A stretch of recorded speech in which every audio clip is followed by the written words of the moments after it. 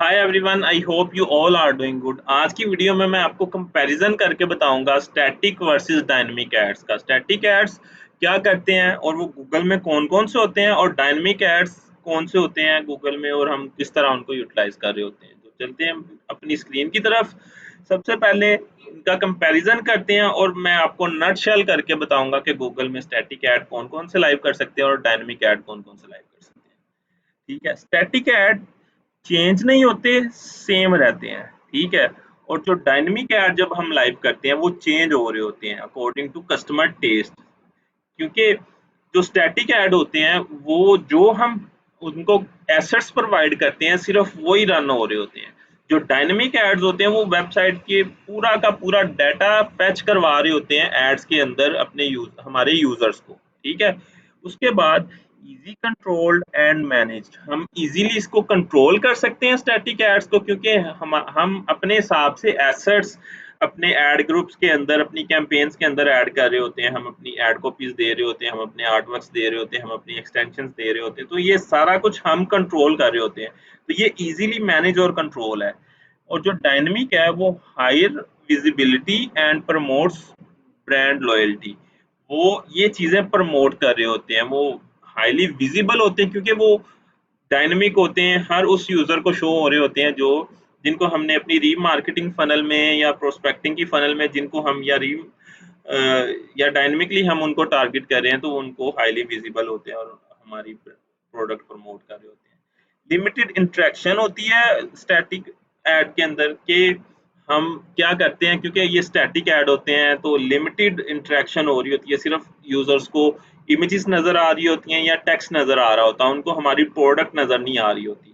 ठीक है, इवन के डायनेमिक हाईली पर्सनलाइज्ड होते हैं, directly depends upon the user interest. अब एक यूजर इंटरेस्ट कर रहा है अनस्टिच की प्रोडक्ट में, तो हम अनस्टिच की प्रोडक्ट ही उसको शो करवाएंगे। ठीक है, तो ये इस वजह से हम रेलिवेंट चीज यूजर्स को शो करवा रहे हैं, तो ये हाईली पर्सनलाइज्ड ऐड होते हैं जो डायनेमिक ऐड होते हैं। ठीक है, mostly to create brand awareness, जब भी हम स्टैटिक ऐड लाइव करते हैं नॉर्मली वो हमारी ब्रांड अवेयरनेस को प्रमोट कर रहे होते हैं, हम अवेयरनेस के पर्पस के लिए यूज कर रहे होते हैं।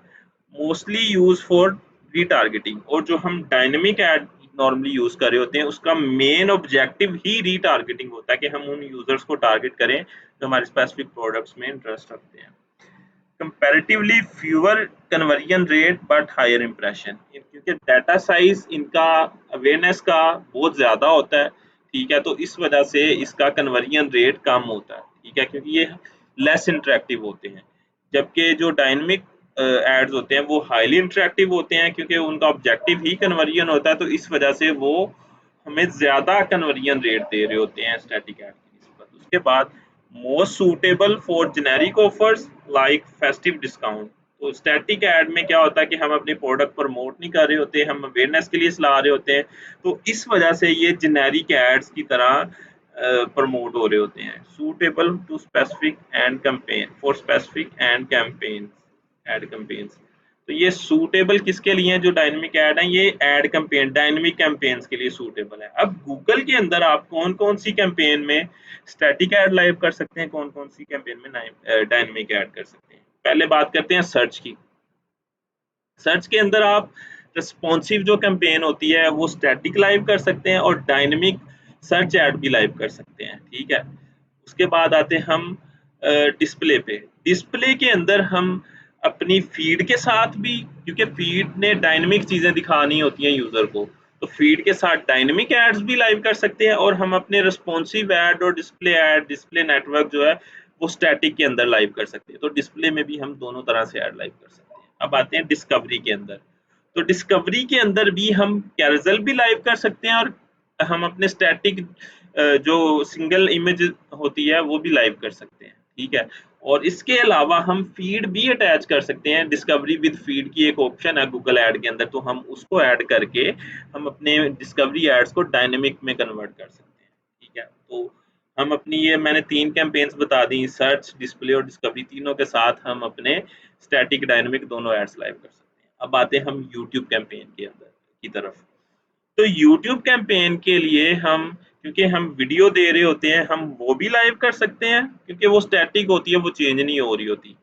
और जो यूट्यूब के साथ हम अपनी फीड अटैच कर सकते हैं, तो वो हम उसको डायनेमिक भी कर सकते हैं।